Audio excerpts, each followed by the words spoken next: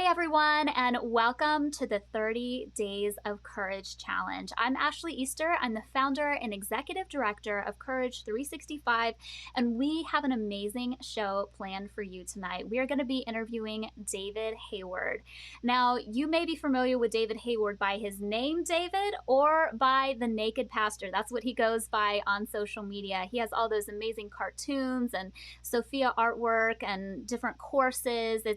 He's really an amazing person. He's been involved with us in that we've talked about the Courage Conference, Courage 365, really from the very beginning.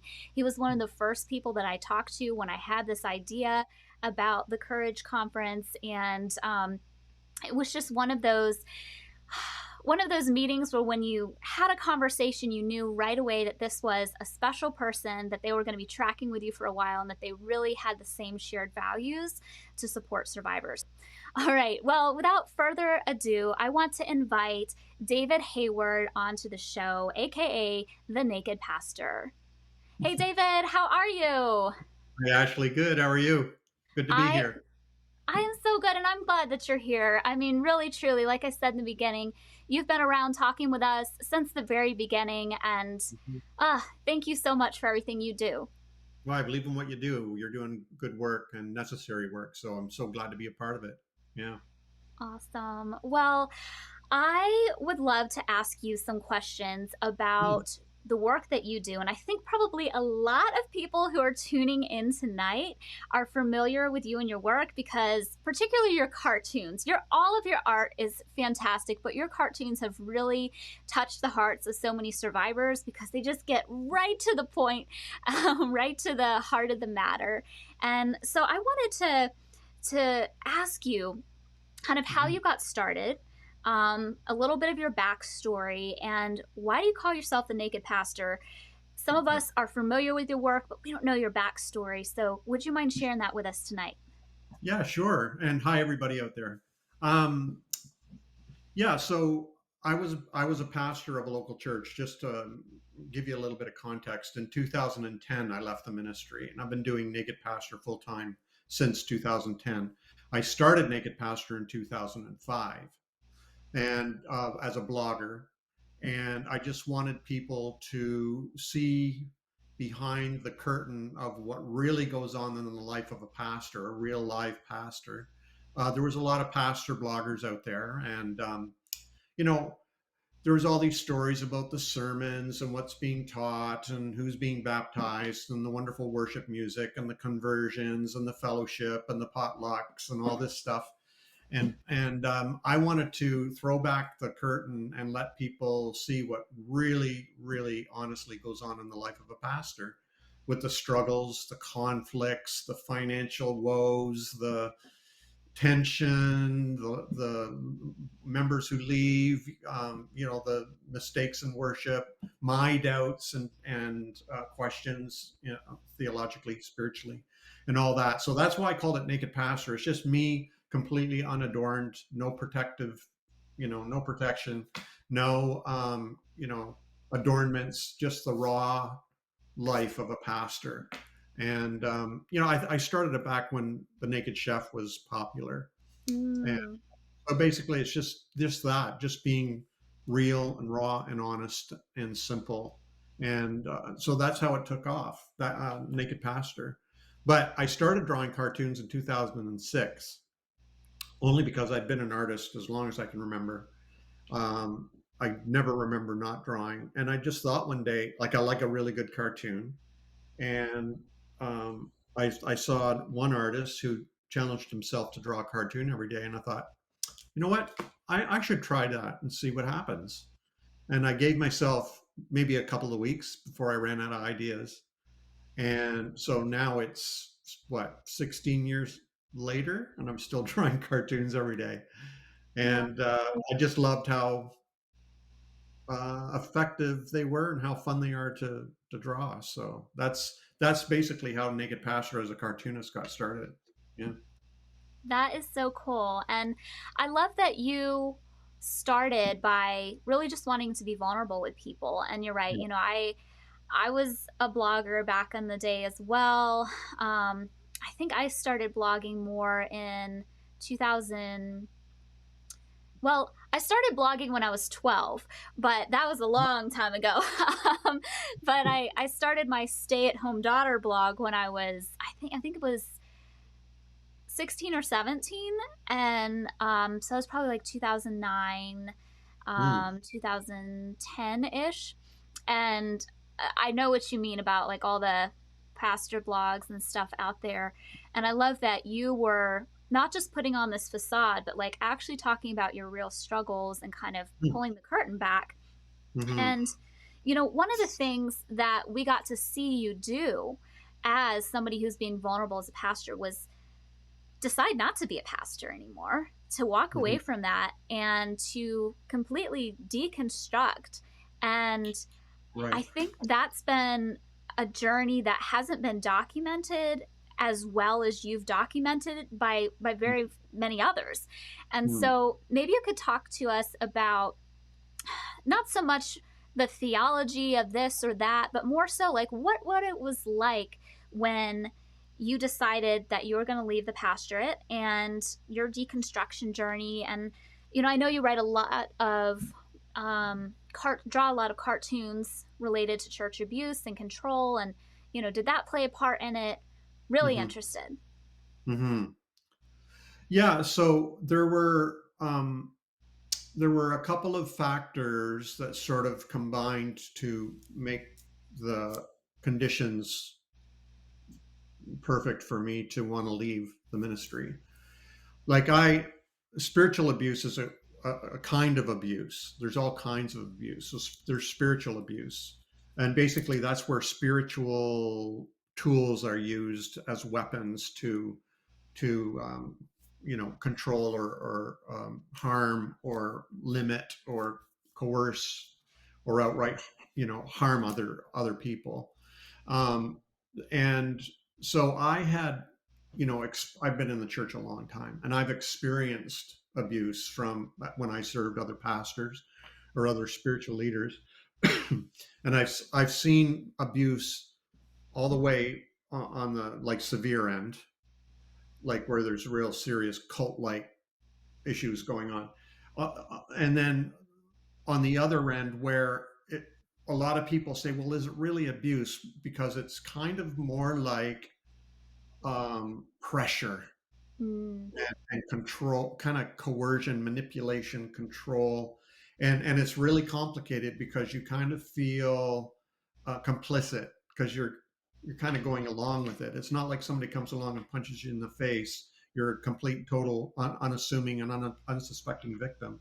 This kind of abuse is, you want to you want to belong, and you want to please, and you want to serve, and these are the conditions, being controlled and manipulated and coerced and everything. And so I experienced a lot of that, and what I came to discover was that pastors experience this sometimes as well. And I was I was being honest and vulnerable, as you say in my blog. And people were starting to get concerned, and I was starting to hear from other pastors and Mm. some of my superiors about what's going on, and trying to rein me in. And in fact, to the point where it was suggested that maybe I should run my posts and everything through editors first to get Oh approval. gosh. And I knew my time was up. That was back in 2009, and it was a year later I did leave. So there's that kind of uh, that's what happened to me. Was I could no longer live under those conditions, and I saw them for what they were. I could have complied, and okay, this is how I keep my job, this is how I stay a member of the community, and the Vineyard family. That's the church I was a part of. And or you know break out and break free and become who I really want to be. And I made the decision in 2010 to leave the ministry. So that's and what I discovered through that whole thing, and this is sort of an idea that's been building a long time, is yes, I suffered spiritual abuse under certain pastors and spiritual leaders and ministry leaders and so on. I also suffered spiritual abuse from elders and members and so on. I'm not going to talk much about that, of course, but where what I did discover though was that the system was built for, Mm, and I was a part of it. I was a part of the system as a pastor, and I saw that I was just a part of this whole regime that the only way I could totally be free to grow in the direction I wanted to grow in was to leave it all together. That was the only way I could do it, and so that's how I I I assign what happened to me as kind of spiritual abuse, yeah. where I was complicit though as a part of the game, and then I realized, this isn't right, and I had to leave it altogether Mm, for my own peace of wow. mind. Yeah. Wow. Well, I hate that that happened to you. And also I know that's not like you're not the only person who's experienced No. that. You know, the No. Right. people in congregations across the country, across the world.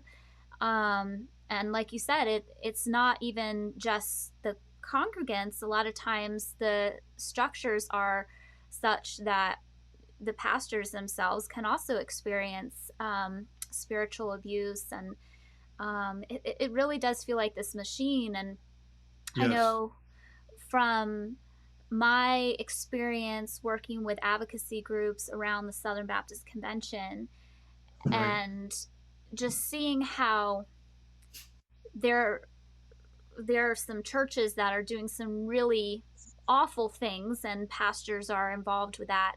And then there are some other churches where I may not agree with them on a lot of things, but they're maybe trying to work on the abuse issue some, but then the higher ups are just making it Right. so much more difficult. And it's it's this Mhm. whole system. And I guess a question that I'm wondering is, do you think that it is a reasonable expectation to think that a system like what the modern church is today can be done well without falling into these pitfalls of control?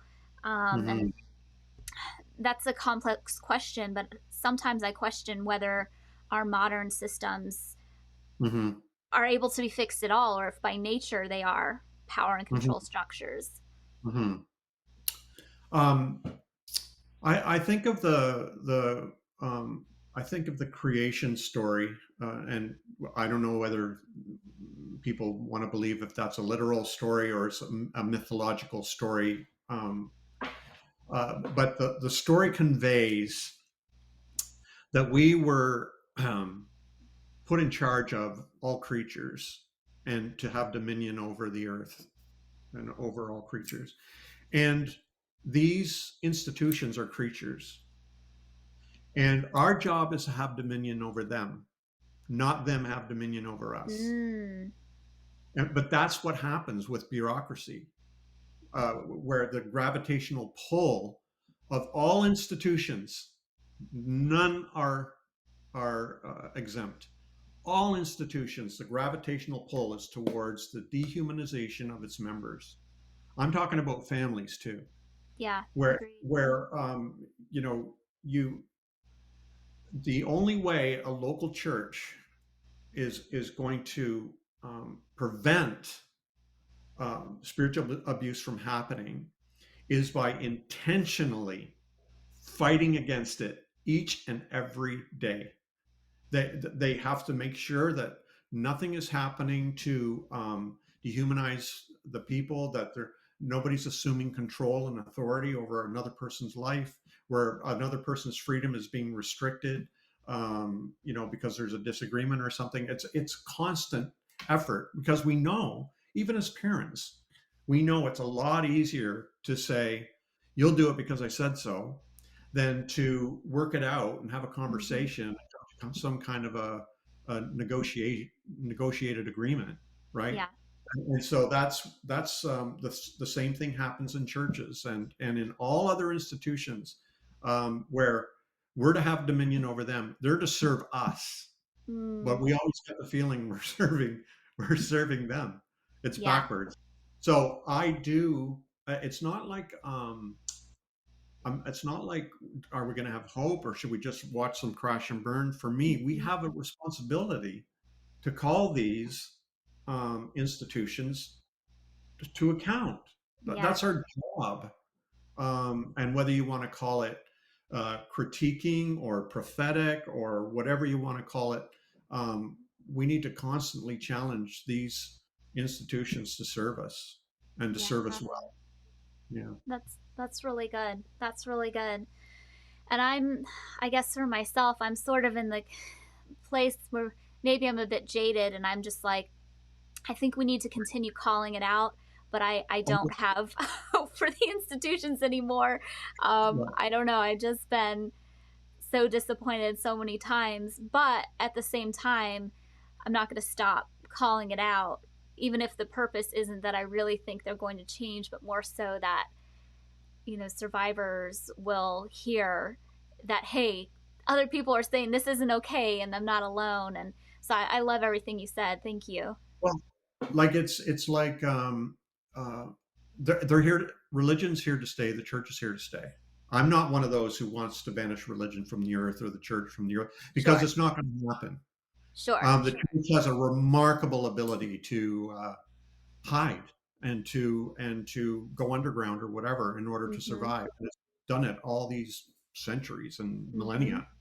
So it's here to stay. So it's like, you know, are we going to let a wild dog run around harming people, or are we going to try to restrain it and train it Yeah. Yeah. in order to live among us? And it's the same with the church. It's here to stay.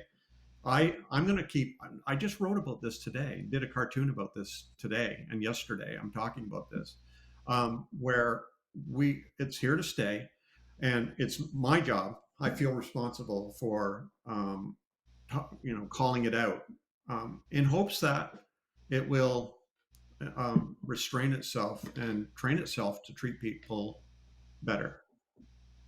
Awesome. Yeah. Yeah. Thank you for that. Yeah.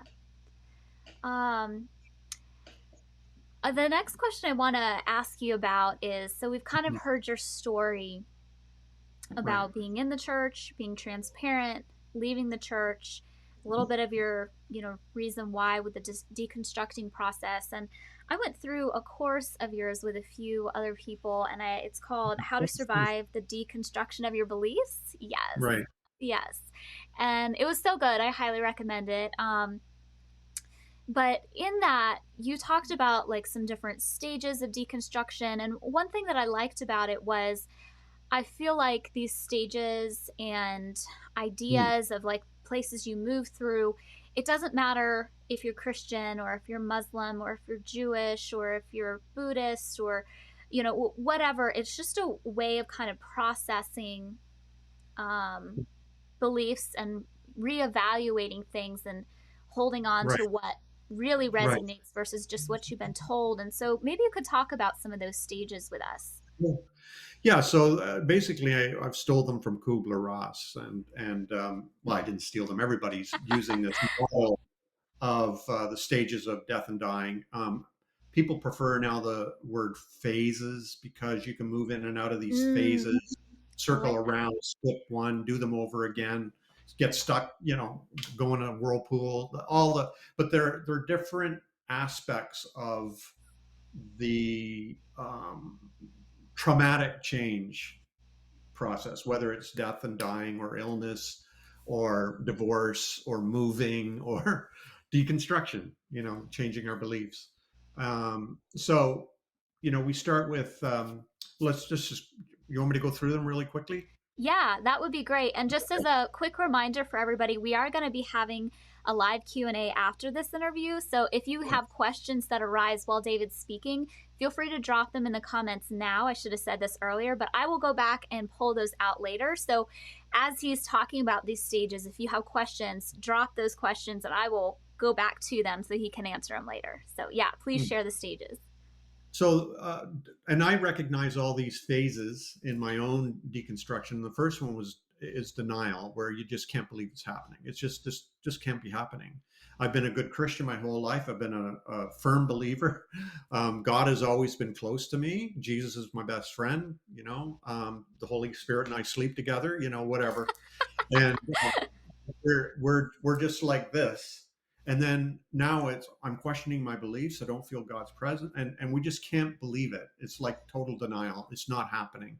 This is just a phase. Maybe this is dark night of the soul, or maybe God's testing me, or maybe I'm in the desert, or and I remember all those phases. And then the next one is bargaining, where you start saying, okay, maybe I just need to change my theology a little bit, tweak here, change the furniture around, rearrange, recycle, refurbish, whatever. Just maybe I can become a little more liberal in my theology. Maybe I can change churches if I'm really unhappy with this. It's kind of bargaining. Or God, like, if you come through for me, I promise I'll be even better Christian than I was before. Answer my prayers. I'm gonna read the Bible every day for 30 days. I'm going to pray for an hour every day for 30 days and get my spirituality back on track. And then when we realize that's not working, we get angry. We can't believe this is happening. It's just like we're really pissed off. And we're angry maybe at ourselves for letting this happen. Or maybe we're angry at God for abandoning us. Maybe we're angry at our church for not, supporting us during this time. Maybe we're angry at our spouse or family or parents or whatever because they can't believe we're changing or whatever. Just anger, anger, anger. And then when the anger subsides, we just get depressed, where we're just like, damn, this is my life now. Like, this is it. Like, where I don't know what I believe anymore. I don't want to go to church anymore. I don't want to pick up my Bible. I cannot listen to a worship song right now. I don't want to get my guitar out anymore. I don't know how to pray. And I don't even know if I believe in God.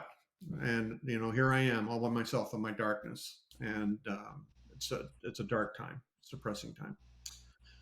But I recommend people, a lot of people, when they go into this sort of phase, anger is a very unpleasant emotion, and it's a very unchristian emotion, so That's what called. I say. Yeah. And many people revert back to denial. Denial is a wonderful Christian um, defense mechanism, coping mechanism. Um, and bargaining is another wonderful Christian coping mechanism. Anger is not uh, recognized as a Christian tool for personal growth, and neither is depression. And so many people will revert back to an earlier stage, or phase, like bargaining, and try to work this out again. And they'll do that for the rest of their lives because they're not Mm, allowed to be angry, they're not allowed to be depressed. But I recommend, if you just keep going, just keep going. The final phase is acceptance. And mm, it doesn't mean the answers suddenly pull into your driveway. It means that you're okay not knowing. yeah. It's like with Kubler-Ross with death and dying. The acceptance phase isn't, you're skipping around the hallway of the hospital, because you've accepted your death that's coming. It's that you just accept it. It's kind of just peaceful, serene. You're not angry anymore. You're not depressed. You're okay. Mm, You don't understand it. You don't know where you're going. You don't know, it's full of mystery, but you're okay with that. And deconstruction theologically is the same. When you mm, keep going, you get to that point where, what, I really don't know, but I'm okay with that. And I think that's a real level of maturity that few Christians are allowed to, uh, you know, enter into. right, right. Yeah. I think that's really helpful, and I can see in the comments here everybody is really into this, and saying, yes, I've gone through that stage, and that's very familiar to me. Those terms are good. And so I think people really resonating. And I know for myself, I can too. I think Mm. I've gotten more to the acceptance stage over the last 2 years or so. And I've met other people who don't identify as Christian, but maybe have a different belief system. And they've also gone through a similar, all these similar deconstruction phases. And I think it's just so helpful to have that framework, Yeah. because I feel like whether it is deconstructing from a religion or a cult, or even just a certain type of mentality, like dare I say capitalism, those types of things that people are beginning to question. And Yeah. I I feel like one of the biggest things that holds survivors back is when people tell them they can't ask questions, they can't be curious, they can't delve into the unknown. But that's truly where you find that freedom in yourself, is by asking the questions, even the ones that you're Hmm. scared to see what the answer is on the other side. But on the Mm. other side, it's so much better to have asked the question than to just live your life Hmm.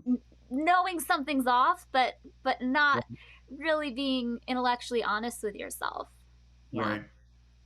Yeah. It's not for the faint of heart. It takes courage. But again, we this is one of the problems I have with the church. That the church, like, there's stages of growth. Mm-hmm.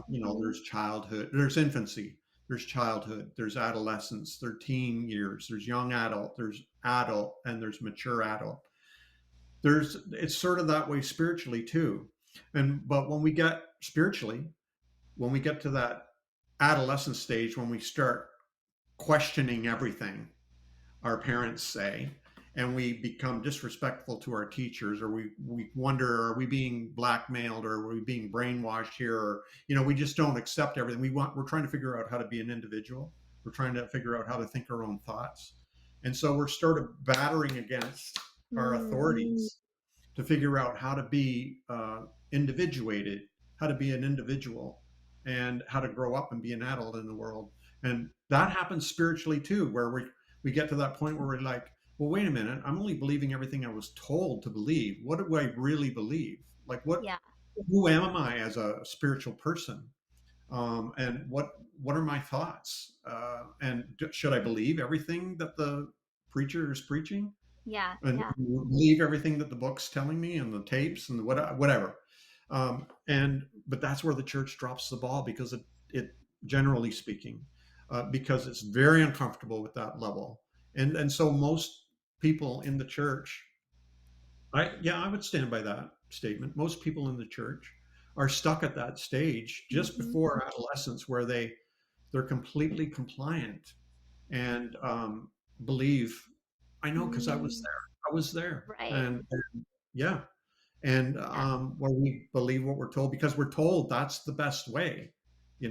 Just have the beliefs deposited into your brain, and to believe that without question.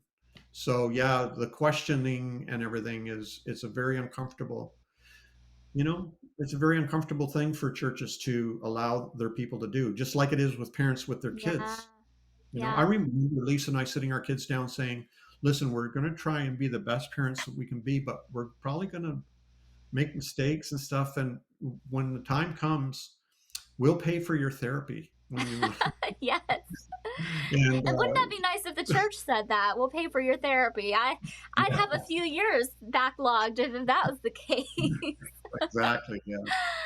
Yeah. Oh gosh. No, that's really good. And I I like what you say about people kind of staying at that young childhood stage. And some people say, well, according to this scripture, that scripture, you're supposed to see through the eyes of the child. Well, I think it more means like everything is fresh and new and you have questions and curiosity, versus like staying in a perpetual state of not having wisdom and not growing. It's Right. I think the Right. essence of, having that childlike state is more the the suggestion of, being curious versus, like you said, people just staying in that stunted part of their growth. And Mhm. um, yeah, Yeah. that makes a lot of sense. Um, okay, so this is a question for you since you are an ex pastor. And the question is, what do you think would be most surprising to quote unquote regular people, who either go to church or used to go to church or whatever, to find out about pastors, what they maybe often hide about their own thoughts and beliefs when they're speaking so confidently from the pulpit? What do you think people might be surprised to realize that's really going on in a lot of pastors' heads? Did you ever, when you were in the church, I bet you did. Were you ever warned that on the last day when we stood before God, that everything we ever did or thought was going to be played on a big screen for Yes. everyone to Yes. see? That terrified me It's terrifying. because I didn't think really, spiritual things sometimes. Right. Um, I was a pretty good boy, but my thoughts would wander for sure. So I think most pastors would be terrified of if they had a carried a screen around, kind of like Black Mirror show, where everything you Right. thought or did in secret would be displayed for everybody. Because pastors are people too; they struggle. Um, you know, um, that verse where it says Jesus was tempted in every way as we were. It would. There's a lot of pastors who don't want us to believe that they're tempted, Mm, and because it means that they're struggling with something, right? That's what temptation is. That temptation really, literally means you want to do something and you try not to, or vice versa. right. So, you know, uh, I think that's the big thing, is that realizing pastors are people too, just normal human beings trying to live their lives, Mm, for the yeah. most part, Yeah. And I because think, they would have their own personal mhm, struggles, theologically, sexually, mm, um, integrity stuff, whatever. There'd be a lot of stuff that would shock people, but it shouldn't, because they're just people too, right? But right. yeah. Yeah. I think the challenge is less that they're people too because they are, but a lot of times these institutions, like we've talked about, put them in a Mhm. place where everybody is supposed to defer to them like they're, superhuman. And so then Right. there's the power differentiation that happens because of that. And then when they fall or fail or don't do the right thing in an abuse area or something, then it's like so disappointing because you were told to put your trust in this person. Um, but Hmm. I don't know. I'm maybe when I don't know. I'm reevaluating all of my ideas about power and all of these things because I think Oh, it yeah. can be power is obviously, we are here to empower survivors, so it's not a bad thing. But it's so Oh, yeah. interesting how you can take a regular person who has regular struggles and they don't know certain things and they're not skilled in this area or that area, and then we elevate them on a pedestal and then everybody assumes Hmm. something about them, and maybe they even assume things about themselves. So yeah, that's very insightful. Yeah. So there's a difference, as you know, there's a difference between being empowered, Mm, because that's where you're in control of your own life, right. and having power over others. Yeah. That's where the abuse happens. You're not going to, being empowered over yourself isn't abusive. Right. But having power over others, that's where the abuse occurs. Yeah. And because a lot of people, don't understand that, thinks they should assume it. They just assume they have it, and they use it to manipulate people. I've seen it. I've been a victim of it. Yeah. I play a part in it, and in the system we call the church, and it's very toxic and caustic and damaging, and it Mm, destroys communities, and it just destroys individuals. And I'm sure there's a lot of people here, and who will be listening to this in the future, who know exactly what we're talking about. Yeah. They're the victims of the abuse of power, Mm, and it's so difficult because the people I served, I really adored them. Like I wanted to serve them, but this is what happens. Is it slowly um, erodes your own empowerment. Their power takes over your power, your own empower, self power, and they become basically the controllers of your life, and that's where all the mm, yeah. Yeah. That's really damage. good. That's really good. Well, one more question before we take a quick break and then get into our Q&A. I see people's questions coming through, so I'm really excited to dive into those in just a minute, everyone. But my last question for you is, what advice would you give to someone who's on the front end of their deconstruction journey, or maybe right in the middle of it, and they're just maybe in that phase of like, do I keep pushing through or not? What would you say to somebody going through that? Normally, I say, "Buckle up. Here's your helmet." Yes. No, what I would do when I first start talking about deconstruction, I think I'm not claiming this, but I think I was the first one to start using that word Yeah, in I think reference you were. to changing our beliefs. And so I checked back on my blog, and I actually started using the word way back in 2006 to refer to the erosion of our beliefs and Mm, questioning of our beliefs and everything. And so well, and back then it was kind of strange and rare and hardly talked about because the only choices were you went to church or you backslid. And now we know that people who are backsliding or leaving the church or whatever, they're actually growing and they're making their own choice and taking their own steps to do so. And there's a lot of people doing it. So that was a long preamble to get to my point. There are a lot of people out there, even around where you live, but I know online who are deconstructing and they'll make great companions. Don't do it alone. There's other people struggling and questioning and doubting, and they're afraid and they feel weird and going crazy. But you're not, this is normalized now. Deconstruction is normal, it's healthy. And there's other people out there doing it too. So like, you hang out with, our communities, our different communities out there. And there's a lot of people on there that you can connect with, and you might even find somebody from your own town. And so that would be number one because that's the one thing the church has the corner in the market in terms of community. That's its greatest potential asset. So when we leave the church, we feel it.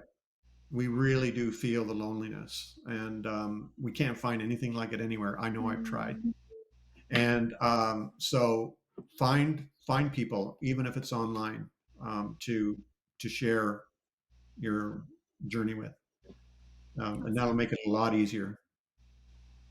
that's beautiful. Yes. Well, thank you so much for sharing that. Very, very helpful. I found the same thing. Community is huge. And I'm really excited to get into some of these questions that are being sent into us. But before we do that, I just want to say again, thank you to our sponsors, Sojourners, and also SNAP, Survivors Network of Those Abused by Priests. SNAP has a quick message for us, and we will be right back with a live Q&A with David.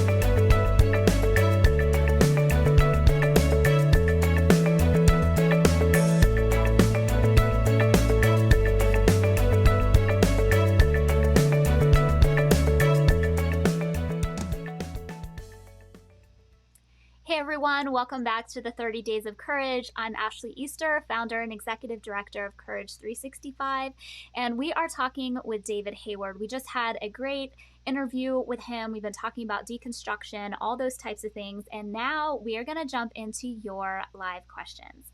All right, so one of the first questions that I have here, I'm going to pull up and just read it for us.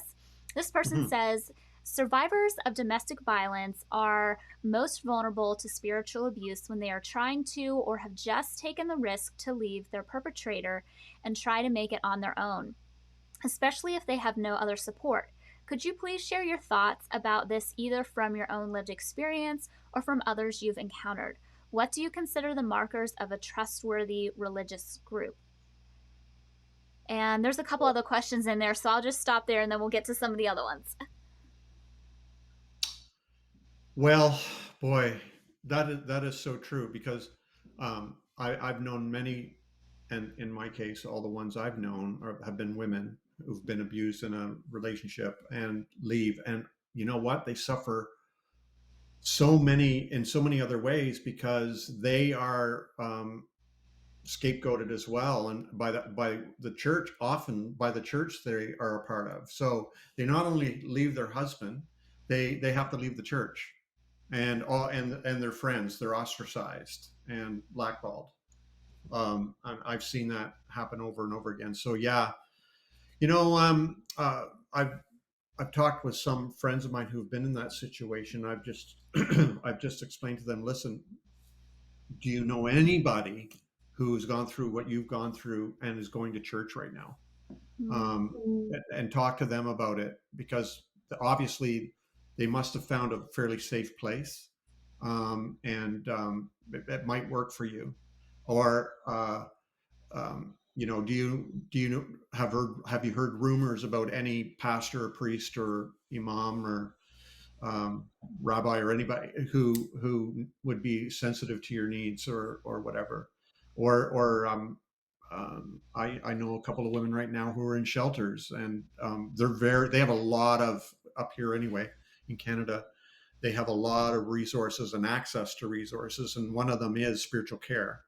So you could reach out to somebody at a shelter and talk to the staff there and ask about what kind of care, spiritual care, is available for you, um, in your town without you having to leave. Right. Is that sort of answer Yeah. the? Okay. Yeah, no, I think that's helpful, and I love how you spoke from your experience. And yeah, Mm. oftentimes reaching out to other people who are in a place where they feel safe can help you kind of find a Yeah. safe place for yourself. Sometimes Mm. it's trial and error, which is hard, but yeah, that those are really good tips. Mm.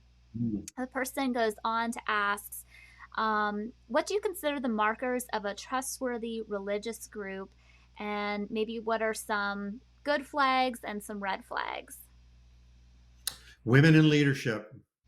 Woo! Mm. Number one, if there's women in leadership, there's a greater chance that they're not going to get away with stuff. That I've just seen that over and over again. Women in leadership, women. Uh, should I say this? Women can prevent men from harming people, Mm, and and will protect the weak, the children, other women, and so if there's a place that has women in leadership and visible leadership, vocal leadership, then that would be a really good sign. If there's no women in any vocal or visible leadership, the chances are it's sexist, and you're going to suffer under that spirit. So um, yeah, that would be number one.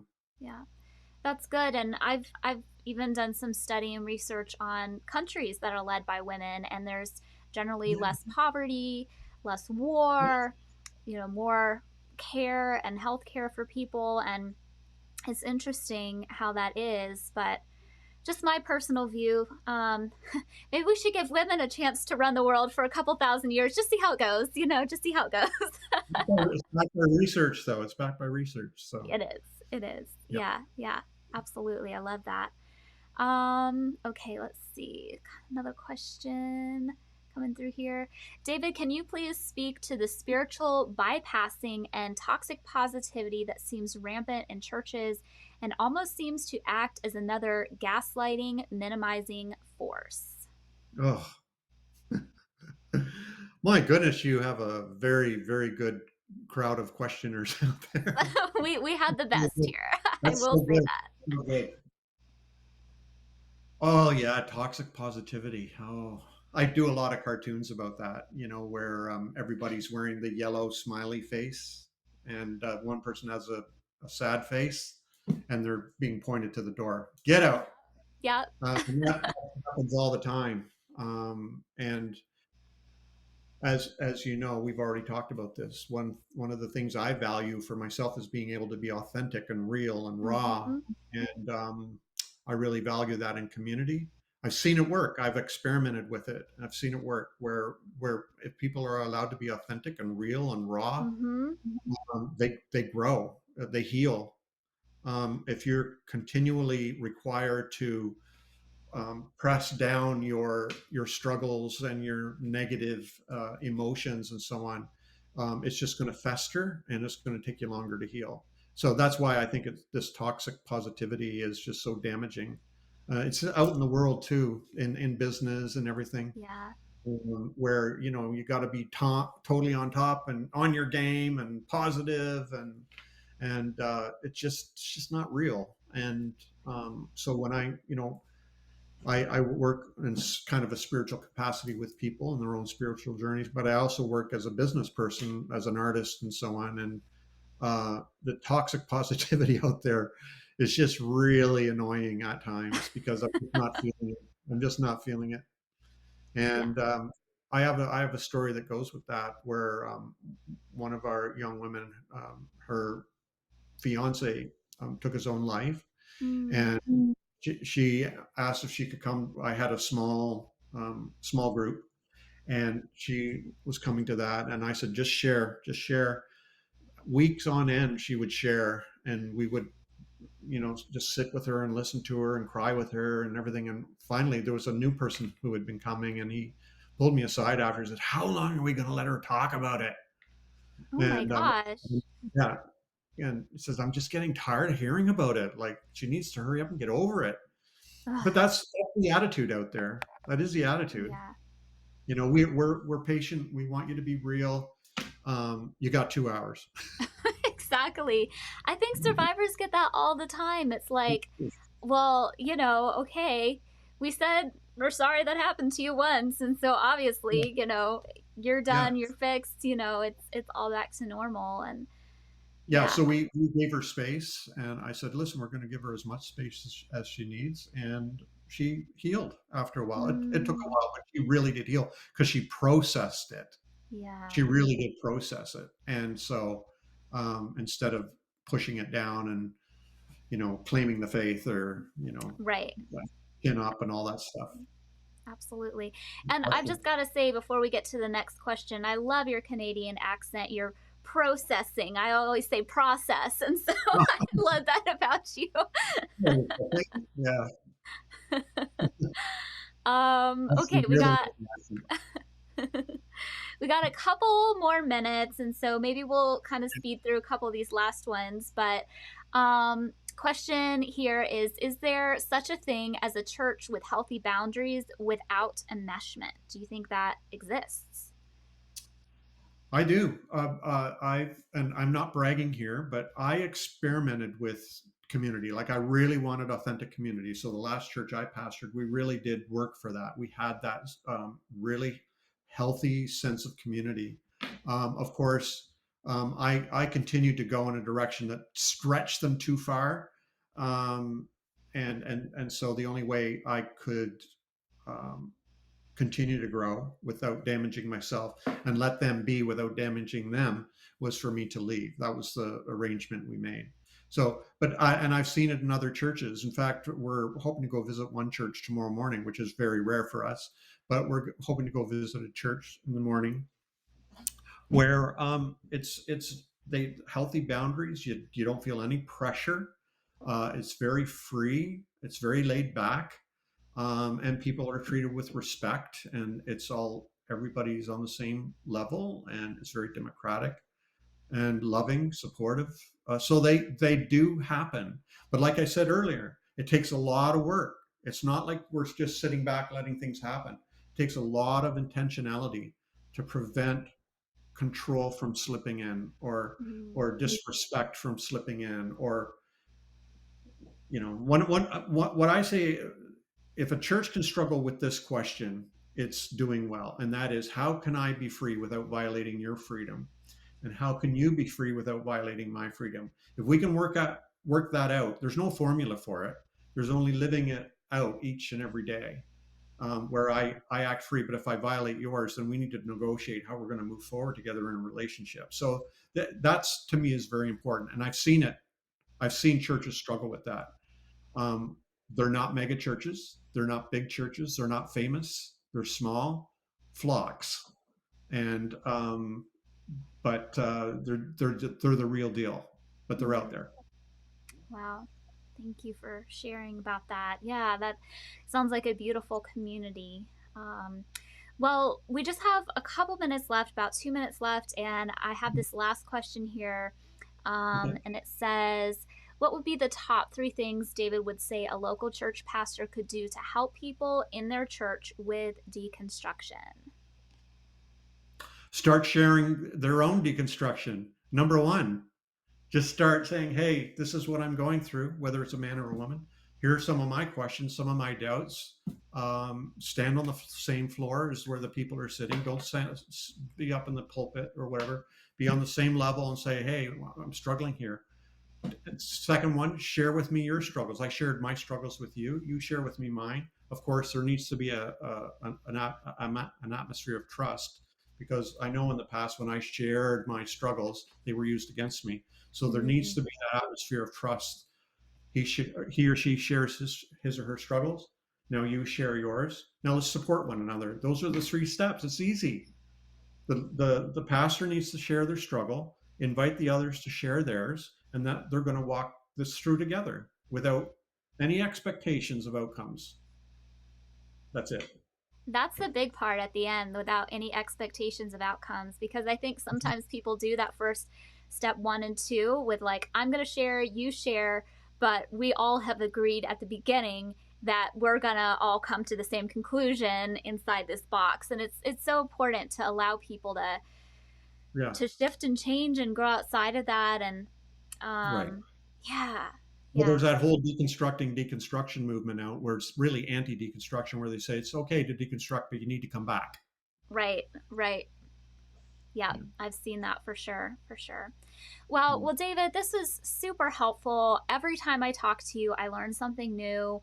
I know that our audience has been loving this. We have so many beautiful comments. You're definitely going to want to check those out afterwards, because they've been saying some great stuff about you and your artwork.